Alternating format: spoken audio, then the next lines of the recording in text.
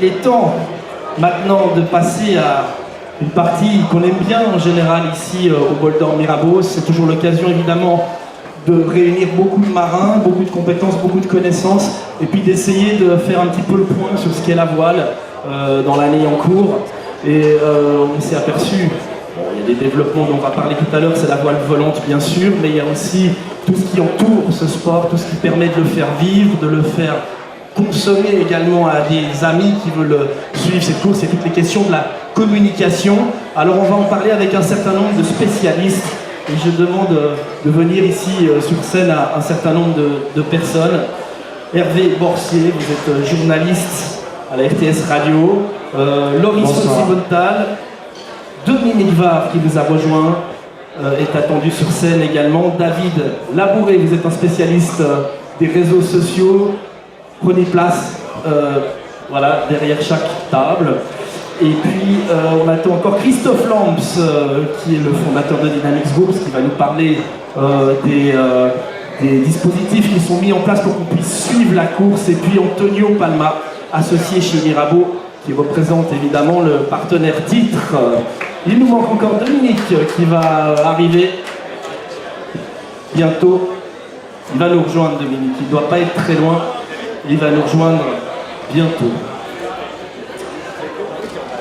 Pour la 77e fois cette année, les bateaux du Bol d'Or Mirabeau vont s'élancer, ils vont disparaître au large une fois qu'ils auront franchi la ligne, et puis ils reviendront en soirée pour les plus rapides, reviendront dans la nuit pour le gros du peloton, et puis demain matin, le dimanche matin pour les plus lents évidemment. Mais qu'est-ce qui se passe en fait entre le départ et l'arrivée? Comment les familles, les amis vont suivre la régate? La régate est un sport qui par définition se déroule loin de son public. Alors comment communiquer la voile? À quoi ça sert? Et bien c'est de ça que nous allons parler maintenant avec différents spécialistes ici qui figurent pour beaucoup d'entre eux parmi les meilleurs de leur catégorie. Et j'avais envie de commencer par une catégorie qui nous plaît à tous, qu'on consomme. C'est souvent des gens discrets derrière. Je me tourne vers vous, Loris Fonsi-Bonnetal. Vous êtes photographe de voile, vous êtes un des photographes les plus connus de Suisse, n'en déplaise peut-être à votre modestie, c'est une réalité. Une image vaut 1000 mots, mais comment est-ce qu'on photographie la voile? À quoi vous regardez quand vous voulez faire une belle photo de voile? Alors, d'abord, on cherche à raconter un petit peu une histoire. Moi, j'ai la chance d'avoir régaté quelques années, donc je sais ce qu'on vit quand on est sur un bateau. Et le but, c'est de transmettre ça, c'est de montrer un petit peu aux gens qui restent à terre ce qui se passe. Donc moi, j'aime bien m'approcher le plus près possible des bateaux pour montrer un petit peu les gens qui sont à bord du bateau, les gens qui font les bateaux. Depuis la terre, on a souvent l'impression, on voit ces bateaux passer au large, on se dit les gens sont assis, pourquoi est-ce qu'ils ne dépassent pas? Alors qu'à bord, on se pose la tête, on essaie de trouver une solution, on manœuvre. Et puis c'est de montrer un peu l'émotion qu'il y a à bord, qui m'intéresse. Voilà, donc il s'agit de se placer un petit peu, d'être à l'endroit où il va se passer une action, que ce soit le vent rentre ou quand il y a un départ ou une manœuvre, et puis d'attendre que l'action se passe. Voilà. Aujourd'hui, il y a beaucoup de moyens de faire des photos par soi-même. On a tous des iPhones sur nous, il y a des GoPro, on peut accrocher dans les mains, enfin tout le monde peut être un photographe professionnel finalement. C'est la fin de votre métier ou vous en êtes inquiet? Non, pas du tout. Je pense au contraire, les gens s'intéressent beaucoup plus à l'image, on communique beaucoup plus par l'image. Donc tout le monde fait des photos, effectivement, mais les gens ont la possibilité effectivement de communiquer avec des choses qui sont proches d'eux. C'est émotionnellement, au niveau personnel, on fait des photos avec son iPhone qu'on ne pourra jamais demander à un professionnel parce que c'est des souvenirs. Quand on passe les lignes d'arrivée de Bol d'Or par exemple, et qu'on fait un selfie avec ses copains, c'est une photo qui sera unique, mais elle nous appartient à nous, notre équipe. Voilà, donc nous on est là pour raconter un peu ces émotions d'un point de vue un peu global. Et puis je pense que plus on fait de photos, plus les gens s'intéressent aux photos et plus ça apporte de l'intérêt sur l'image en général. Comme chaque année, demain à 10h, vous serez dans un hélicoptère au-dessus des concurrents. Vous allez faire des photos aériennes de cette flotte de 500 bateaux qui part. Ça aussi, ça a beaucoup évolué ces dernières années parce que maintenant on a l'apparition des drones, petits engins volants qui arrivent à faire des photos. Alors, première question, est-ce qu'elles sont équivalentes à celles que vous allez faire depuis votre hélicoptère, ces photos-là? Alors concernant la photographie de voile, je pense que le drone est intéressant quand il y a peu de vent. Maintenant il vole très mal quand il y a beaucoup de vent, comme aujourd'hui. Typiquement l'année dernière, qui était une année très vantée avec un départ sous Pise, les drones n'ont pas pu décoller. Et puis c'est malheureusement pour eux là qu'on fait les plus belles images. En hélicoptère, on a vraiment la capacité de se placer parce qu'on n'a pas une vision qui est limitée à un petit écran ou à des lunettes, pour ceux qui voient comment ça fonctionne.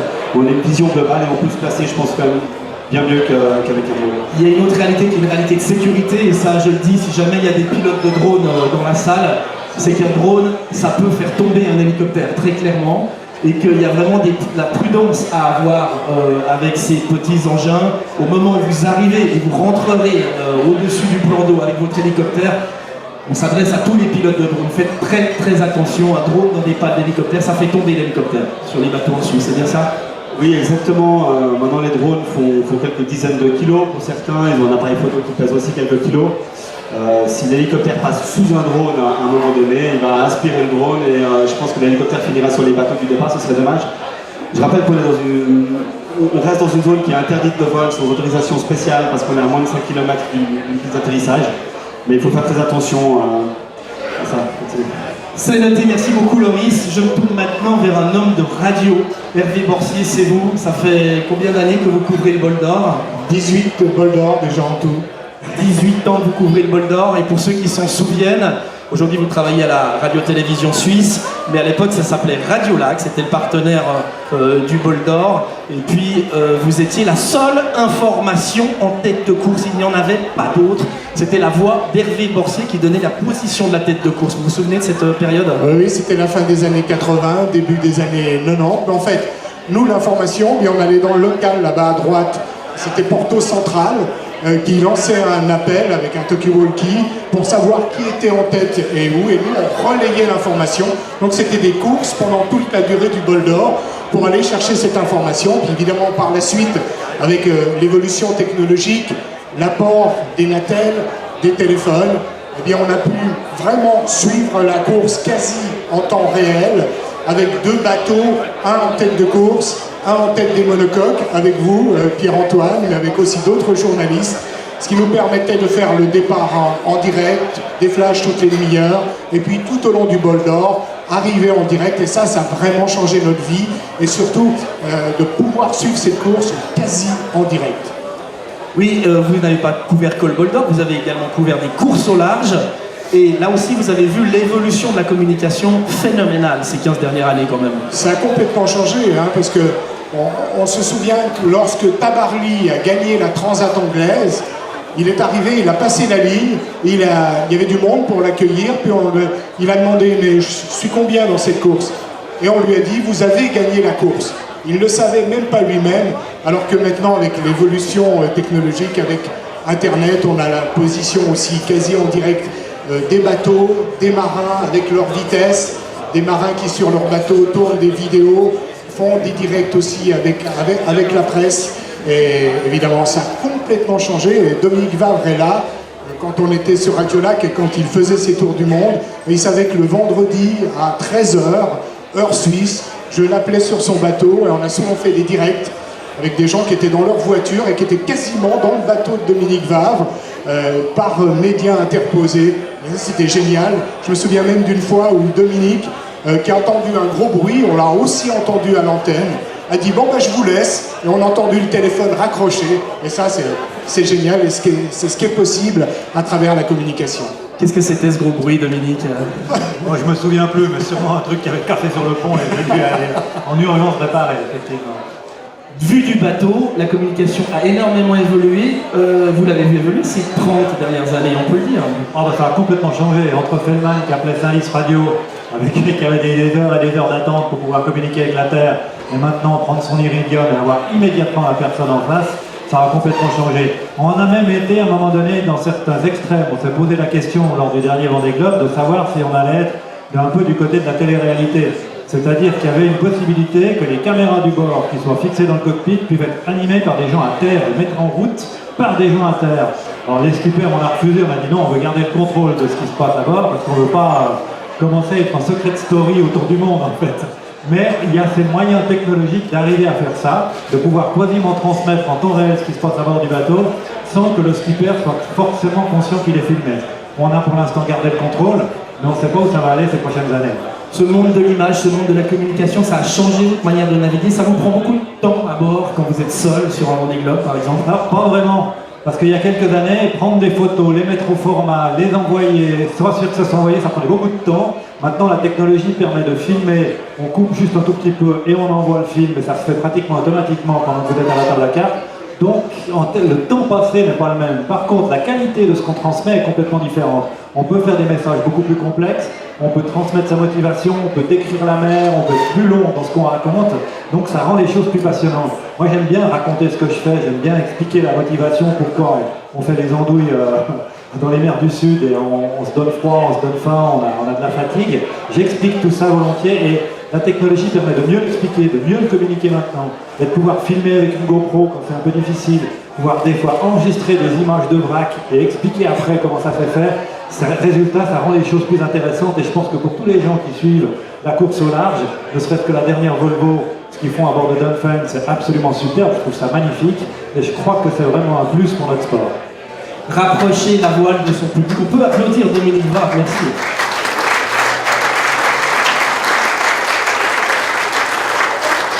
Rapprocher la voile de son public, il y a une technologie évidemment qui participe et on reçoit David Labouré ici qui est spécialiste sur les réseaux sociaux de manière générale, travaille également pour la radio-télévision suisse et qui a évidemment suivi de près cette technologie qui a bousculé nos vies en général, mais particulièrement dans le milieu sportif, dans le milieu de la voile, dans les milieux éloignés de leur public. Qu'est-ce que peuvent apporter les réseaux sociaux ? Les réseaux sociaux peuvent apporter énormément de choses. D'ailleurs, on le voit avec cet événement du Bol d'Or qui couvre très bien et qui utilise très bien ces nouveaux outils de communication. Je pense que maintenant, on a parlé effectivement des GoPro, on a parlé des photos, du métier de journaliste, et puis je pense que maintenant, on peut même, les marins, directement depuis leur bateau, vont pouvoir aller encore plus loin en discutant directement avec leur communauté à l'aide d'un simple mobile et une connexion Internet. À l'aide par exemple d'un outil comme Periscope. D'ailleurs je soupçonne la demoiselle là-bas d'être en train de diffuser en direct sur Internet. Donc avec une simple application, en 2 clics, on émet en direct sur Internet. Les gens peuvent nous poser directement des questions par écrit et on leur répond oralement, très simplement. Et c'est vraiment, ça prend, je vous dis, on a fait un test avec des étudiants. Si vous n'avez pas l'application installée, en moins de 5 minutes, vous êtes en direct sur Internet et vous échangez avec des gens que vous ne connaissez pas, mais des passionnés de voile, et vous pouvez vraiment avoir un contact très direct et assez exclusif avec eux. Alors David Labouré, je vous confirme, vous êtes en direct sur Internet, non seulement grâce à madame, mais également grâce aux 2 caméras qui sont là. Il y a un live TV qui est en direct, mais qui peut être également reconsommé plus tard, puisque ces débats sont pérennes. Il y a quelque chose qui m'inquiète dans ce que vous venez de dire, c'est-à-dire que tout le monde va devenir journaliste. Quelque part, d'où ma question, est-ce que les réseaux sociaux, c'est un petit peu la mort du travail d'Hervé Borsier Non, pas du tout, c'est la même chose que pour les photographes. Finalement, tout le monde maintenant, effectivement, a la possibilité d'émettre un message, un avis, une photo, une vidéo, mais bien sûr qu'après, il faut qu'il reste quand même la patte, la plume du journaliste et la voix du journaliste qui va analyser tout ça. Alors il est vrai que maintenant, certaines personnes ont plus rapidement accès à la diffusion, parce que le journaliste va devoir peut-être faire valider son papier, etc. Mais non, bien au contraire. Je pense par contre que le journaliste, ça doit être important pour lui d'intégrer ces plateformes, de les connaître, de savoir les utiliser et puis d'en utiliser les capacités. Merci beaucoup. Je me tourne maintenant vers un des responsables de cette manifestation, Antonio Palma. Vous êtes associé à la Banque Mirabeau, partenaire titre de ce Bol d'Or Mirabeau. L'image, pour vous, ça compte quand même. L'image est essentielle. En fin de compte, il y a 2 objectifs qui sont poursuivis par un sponsor. La première, c'est de pouvoir aider effectivement à la réalisation de l'événement. Et si ça se limitait là, ça s'appellerait du mécénat, n'est-ce pas? Donc quand on arrive au terme sponsor, ça veut dire qu'on veut profiter de ce véhicule pour communiquer. Donc tout ce qui est communication, tout ce qui est tweeté, passé sur Internet et autres, c'est fantastique. Nous sommes ravis de la montée en puissance. Christophe m'a donné tout à l'heure quelques chiffres, je pense qu'il émotionnera. Et ça, c'est pour nous essentiel parce que c'est un des buts du sponsoring. C'est non seulement d'être là à un événement, mais de le faire savoir à toutes les personnes qui sont en contact avec le monde de la voile ou avec le monde industriel qui nous représente. vous aimeriez un jour voir apparaître une TV Bol d'Or avec des directs depuis chaque bateau, ça vous plairait? Mais c'est pour bientôt. C'est pour bientôt. Et ben justement, on va parler avec Christophe Lambs de Dynamics Group, puisque vous êtes responsable du dispositif de communication qui entoure ce Bol d'Or Mirabeau. Est-ce que, en quelques mots, vous arrivez à nous expliquer à la fois les nouveautés de cette année et ce que pourront voir les gens qui ne sont pas forcément sur les bateaux?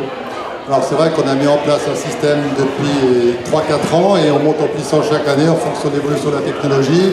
C'est bien que cette année, vous aurez l'occasion de voir en direct le départ du Bol d'Or. Vous pourrez voir en direct l'arrivée des bateaux au Bouvray. Et effectivement, si les premiers bateaux arrivent suffisamment tôt demain dans la soirée, on pourra aussi retransmettre l'arrivée en direct des premiers bateaux et éventuellement aussi des premiers monocoques ou des surprises le lendemain matin. Ce sera un petit peu fonction de la météo et fonction de la journée. Ceci dit, vous pourrez également suivre sur la plateforme live la course de l'intérieur. Nous avons fait l'année passée 43 sujets vidéo. Cette année, il y aura certainement tout autant. Nous avons des interviews en live, nous avons des sujets enregistrés, comme par exemple sur la sécurité. Et finalement, nous aurons tout à l'heure, par exemple, un live avec Pierre Eckert qui nous parlera de la météo. Donc c'est vrai que ça donne beaucoup d'activités sur le site, sur le net. On est actif sur Twitter, sur Instagram, sur Facebook. Pour vous donner quelques chiffres, nous avons là, en quelques jours, nous avons déjà eu 24 000 tweets et que la page Facebook a été regardée par 12 000 personnes environ, rien que depuis ces quelques jours. Donc c'est assez impressionnant. 24 000 tweets, 12 000 personnes, merci beaucoup, on peut les applaudir très fort. On fait des tables rondes un peu succinctes, mais tous ces gens restent évidemment à l'apéritif tout à l'heure, donc vous pouvez descendre de la scène, mais ils sont là. David Labouré est disponible, c'est un consultant qu'on vous conseille si vous avez des velléités d'améliorer votre communication d'équipe de voile. Il est là, n'hésitez pas sur les réseaux sociaux. Et puis on va tout de suite enchaîner avec une deuxième table ronde. Et là, il va y avoir également du beau monde sur scène, puisqu'on attend sur scène François Gabard, vainqueur de la Route du Rhum, vainqueur également du Vendée Globe Challenge 2013. François Gabard est attendu sur scène, ainsi qu'Arnaud Psarophagis, Pierre-Yves Joran, Sébastien Josse et Bernard Stam qui va revenir nous rejoindre. Messieurs, venez seulement nous rejoindre. Seb Josse, Bernard Stam, on va parler un petit peu de voile volante. Bienvenue, merci d'être là. François Gabard, bonjour.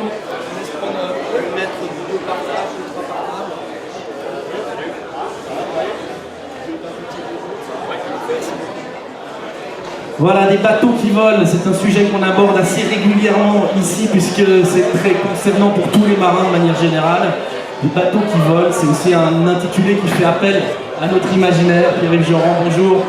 Et le Léman, c'est un formidable laboratoire depuis de longues années de ces bateaux volants, une technologie qui progresse d'année en année, qui nous oblige à en parler très régulièrement. Il faut dire qu'il se passe des choses précisément aujourd'hui. Demain, il y a le Bol d'Or Mirabeau qui part, il y aura des bateaux volants, mais aujourd'hui, les concurrents du prochain Vendée Globe, dont quelques-uns sont là avec nous, commencent à sortir leurs bateaux avec des nouveautés. Bon, on espère bien découvrir quelques secrets. Un plateau de choix, puisque quand on aime la voile, et bien quand on voit les gens qui sont là autour de moi, on se frotte un peu les yeux. Sébastien Josse, Pierre-Yves Joran, Bernard Stam, Arnaud Psarophagis et puis François Gabard. On peut les applaudir de manière préliminaire. Je vous remercie. Et on va démarrer par Monsieur Gabard, François Gabard, vainqueur de la Route du Rhum, ça c'était l'année dernière, vainqueur du Vendée Globe 2013 en 78 jours, 2 h, 16 minutes et 40 secondes. C'est juste.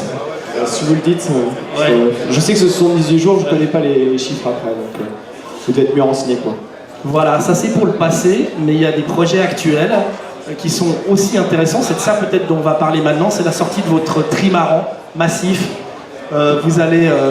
Oui, on est en train de construire donc, avec la Massif un nouveau trimaran, un bateau qui va faire 30 mètres, dans l'objectif de refaire un tour du monde en solitaire et le plus rapidement possible. J'espère qu'on fera mieux que 78 jours. Normalement, avec un trimaran, on devrait y arriver.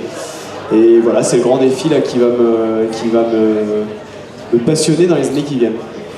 Ouais, et puis on va vous poser la question, il n'est pas encore sorti de chantier, mais on aimerait avoir quelques nouvelles. Est-ce que ce bateau va voler? Ce qu'on sait sur le papier, c'est qu'il aura une dérive et 2 foils. À quoi ça va servir? Est-ce qu'il va vraiment décoller ou pas? Alors le bateau il aura une dérive sur la coque centrale, il a 3 safrans avec des safrans qui ont des plans porteurs et il a en effet des foils qui sont assez inspirés de ce qui s'est passé sur la Coupe de l'América ces dernières années. De là à dire qu'on va voler en solitaire en course au large, je pense que c'est trop ambitieux, je pense qu'on y arrivera un jour, je sais pas quand, c'est dans 5, 10, 15 ou 20 ans, mais on arrivera probablement à faire le tour du monde en volant. On n'en est pas encore là, mais le chemin pour aller vers ça est plutôt sympa. Et je pense qu'on peut en tout cas espérer naviguer d'une manière beaucoup plus aérienne, arriver à faire voler le flotteur sous le vent, en étant appuyé sur la coque centrale. Ça, c'est vraiment quelque chose qu'on peut imaginer, en sachant qu'aujourd'hui, de toute façon, en solitaire, en course large, on ne sait pas déjà naviguer sur un flotteur. On ne sait pas naviguer sur un patin comme on peut faire là sur le lac. Donc on a encore beaucoup de travail au niveau des pilotes, au niveau de l'électronique, au niveau du maniement des bateaux pour arriver, je pense, encore à voler d'une manière pure et dure. C'est votre premier bol d'or, François Gabard? Ouais, premier bol d'or. Vous allez expliquez-nous sur quel bateau vous allez faire. Donc je navigue sur Ocalis en D35. Je suis ravi parce que voilà, depuis que je suis tout petit, j'entends parler du bol d'or, j'ai jamais eu l'occasion de le faire. J'ai eu la chance il y a 2 ans de naviguer quelques heures sur un D35, mais c'était vraiment rapide et c'est vraiment des bateaux qui sont extraordinaires. Là, quand on voit les conditions d'aujourd'hui, on arrive à naviguer sur un patin alors qu'il y a quelques nœuds de vent, c'est vraiment fabuleux. Donc j'ai hâte de voir ce qui se passe demain, en espérant qu'il y a quand même un tout petit peu de vent pour qu'on arrive quand même à décoller un peu. Et ben c'est tout ce qu'on vous souhaite. En tout cas, on va vous remercier, on va vous laisser filer parce que vous avez une radio là dans quelques minutes. Il y a Hervé Borsier qui vous attend avec impatience. On peut l'applaudir très fort, il sera là à l'apéritif également. François Gabard. Pour remercier, qui n'est pas que le vainqueur du Vendée Globe, il est également champion du monde jeune Tornado, champion de France Motorhop, c'était en 99, champion de France optimiste. C'est quelqu'un qui aime beaucoup la voile légère, un petit peu comme vous quand même, Arnaud Psarofagis. La voile légère, ça vous dit quelque chose? Le motte international par exemple, 2 fois champion d'Europe, 3e aux mondiaux. Vous êtes un peu le Suisse qui vole du moment, en tout cas en motte. Hein. Ça se passe bien, vous en faites toujours régulièrement? Bonsoir. Oui, effectivement, le mode, j'en fais un peu moins maintenant. J'en fais plus pour me faire plaisir quand j'ai un petit peu de temps. Mais j'en fais peut-être 1 ou 2 fois par semaine quand même encore. Avec un programme prévu ou bien vous n'avez plus le temps pour faire du mode international? Alors, en international, non, j'ai plus le temps. J'ai plus le temps d'aller faire de régate. J'ai un programme trop chargé, mais j'espère dans l'avenir retourner à l'étranger. Vous préparez la Youth America's Cup 2017, c'est juste. Certains parlent de vous à la barre d'un AC45, c'est des rumeurs. Si on vous proposait cette opportunité-là, vous l'accepteriez? Pour la Youth, ça ne sera pas possible. J'étais déjà trop vieux la fois dernière, donc là, ça s'arrange pas. Mais vous étiez déjà coach, vous pourriez être coach de nouveau. Voilà, alors on n'en a pas vraiment parlé parce que c'est encore loin, 2017, mais l'idée c'est si ça repart, oui, je serai probablement coach de l'équipe. Vous les regardez voler, ces AC45 de la Coupe de l'América. Et qu'est-ce que ça vous fait dire aujourd'hui? On a les premiers essais, on a quelques images. Quelle est la nouveauté qui vous apparaît? La nouveauté, c'est probablement l'électronique qu'ils ont à bord et l'expérience des AC72 qui ont beaucoup aidé le 45. Ça me donne vraiment envie d'aller naviguer. Justement, dimanche, je rejoins Groupama là, pour une semaine d'entraînement avec notre 45. Donc, je me réjouis de la semaine prochaine et naviguer sur ces bateaux. Eh bien écoutez, on vous souhaite un bon entraînement avec Groupama, c'est plutôt prometteur ça. Et puis puisqu'on parle de la Coupe de l'América, forcément je me tourne vers vous, Pierre-Yves Joran, puisque j'imagine, vous n'y participez pas avec Alinghi à la prochaine, mais j'imagine que vous devez quand même regarder du coin de l'œil ces images sur YouTube, enfin tout ce qu'il y a. Vous avez quand même quelques informations du terrain. Comment vous les voyez voler ces bateaux de 45 pieds du côté des Bermudes? Bien, comme Arnaud l'a expliqué, c'est vrai que les 45 ont d'abord été conçus pour naviguer en archimédien, donc en glisse et en fly. Depuis 2 ans, les premiers bateaux ont été modifiés, munis de foil et équipés d'électronique. Et c'est vrai que l'électronique est un plus parce que typiquement quand on est à la barre, on ressent énormément de choses et pour voler stable et surtout pour voler vite, il faut en permanence régler l'angle d'incidence des appendices avant et vraisemblablement arrière. Donc l'arrivée de l'électronique sur ces AC-45 est un vrai plus. Ce sont des bateaux qui sont munis d'ailes également, donc avec laquelle on peut générer énormément de puissance, et puis ensuite, une fois que le bateau est en vol, eh bien, on peut libérer cette puissance pour que le bateau accélère, ce qui est plus difficile à faire quand on a un gréement classique, typiquement GC32. L'électronique, donc c'est l'avenir quelque part de la voile volante. C'est un plus. Je pense que quand on rajoute cette troisième dimension, eh bien, c'est important de maîtriser tous les ingrédients. Et un des éléments de vitesse majeur, c'est justement l'incidence de vol et des foils pour réduire au maximum la traînée et avoir un minimum de portance. Pierre-Yves Jorrand, c'est 6 victoires de bol d'or sur Alinghi, c'est également 5 victoires du championnat DD35, les America's Cup évidemment 2003-2007, c'est aussi skieur de vitesse, ça se dit moins, mais vous avez fait du 224 km/h sur votre ski à l'époque, c'était en 93, donc voler, vous aimez ça, la vitesse vous aimez ça, et puis vous avez décidé avec toute l'équipe Alinghi d'aller justement sur les bateaux volants, le GC32. Qu'est-ce que vous êtes allé chercher dans cette toute nouvelle série, le GC32 ? Eh bien, on pense qu'effectivement les bateaux qui volent vont ouvrir une nouvelle voie, c'est l'avenir dans un certain sens, pas tous les bateaux vont voler. Pour voler, il faut des ingrédients, et l'ingrédient majeur c'est le vent, et on sait que par exemple sur le lac, le vent moyen est entre 6 et 8 nœuds, et que c'est justement dans ces limites-là que le type de GC32 ou d'AC45 peuvent commencer à voler. Donc on est allé rechercher des nouvelles sensations. À Alinghi, on est tourné vers la technologie, on aime les nouvelles choses, les défis, et c'est vrai que la série des GC32 nous procure énormément de challenges d'abord, et puis surtout énormément de plaisir. On en aura 3 ici demain sur la ligne de départ, bon, avec des conditions qui ne sont pas terribles pour eux. Vous avez un pronostic sur ces GC32. On posera la question à Sébastien Josse évidemment à ce sujet.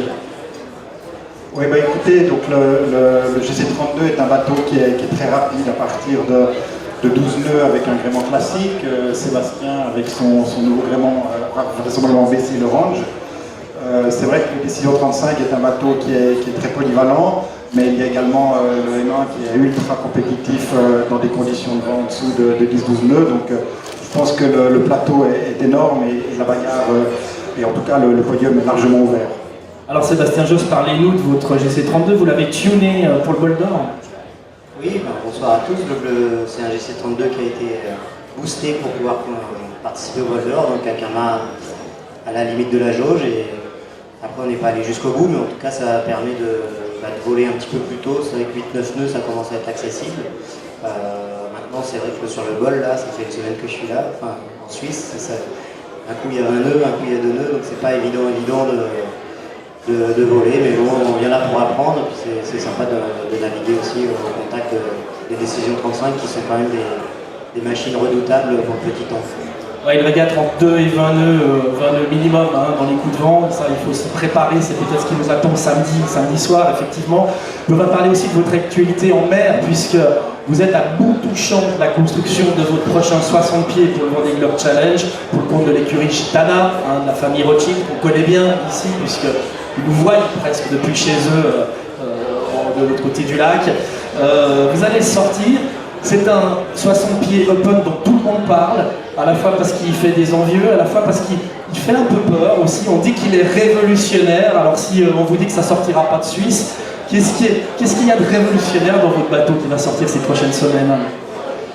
C'est un bateau prévu pour le Vendée Globe, donc un bateau de dernière génération, donc, avec la nouveauté des dérives porteuses. On peut appeler ça foil, mais ça va sustenter le bateau, ça ne va pas le faire voler. Donc c'est ça la révolution. Après il y a aussi 4 autres bateaux neufs qui sont équipés de cette nouvelle technologie. Donc aujourd'hui il faut mettre le bateau à l'eau, il faut encore avoir un petit mois et demi de patience pour vraiment toucher de près cette nouvelle technologie sur un monocoque. Maintenant on est très loin du GC32, d'un Flying Phantom, où voilà, ça reste un monocoque avec 3 tonnes de plomb au bout de la quille, donc on essaye de gagner de la stabilité avant tout. Les foils en mer, avec les vagues, avec les objets flottants, avec tout ça, c'est aussi quelque part une prise de risque, non ? Il y a une prise de risque, maintenant elle n'est pas beaucoup plus élevée que d'avoir des dérives de 4,50 m verticales, elles sont juste à l'horizontale, donc elles seront un petit peu plus souvent déployées parce qu'on essaiera d'en tirer plus souvent le bénéfice, parce qu'elles ne serviront pas que à éviter le bateau de dériver.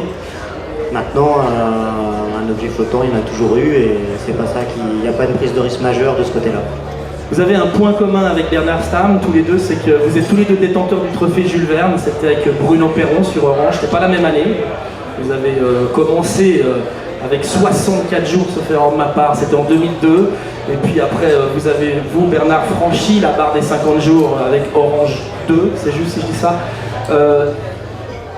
Là aussi, on peut imaginer un jour que la voile habitée s'envole, ou c'est encore un rêve inaccessible? Non, comme le disait François, l'avenir est au bateau volant. Après, on ne peut pas voler dans toutes les conditions, dans tous les états de mer. Par contre, d'avoir cet effet boost, cet effet turbo sur les bateaux, il ne faut pas le négliger. Parce que dans les alizés, c'est tout à fait possible. Et sur un tour du monde aussi, il faut juste savoir lever le pied de temps en temps quand l'état de la mer ne le permet pas, ou quand on ne peut pas auto-réguler le vol. Donc ça sera pas dans les 5 prochaines années, mais en tout cas ça va arriver assez rapidement. Sébastien Josse en GC32 sur le Léman, bientôt en Open 60 pieds IMOCA sur le Vendée Globe. Bernard, on va revenir sur la même question que tout à l'heure. Quand vous avez fait ce trophée Jules Verne, les 50 jours avec Bruno Perron, vous avez vu la mer, vous avez également plusieurs tours du monde gagnants, volés. On en parle, beaucoup de monde en parle. Qu'est-ce que vous en pensez? Moi, j'ai pas l'expérience des bateaux volants, parce que j'ai pas eu l'occasion d'en faire.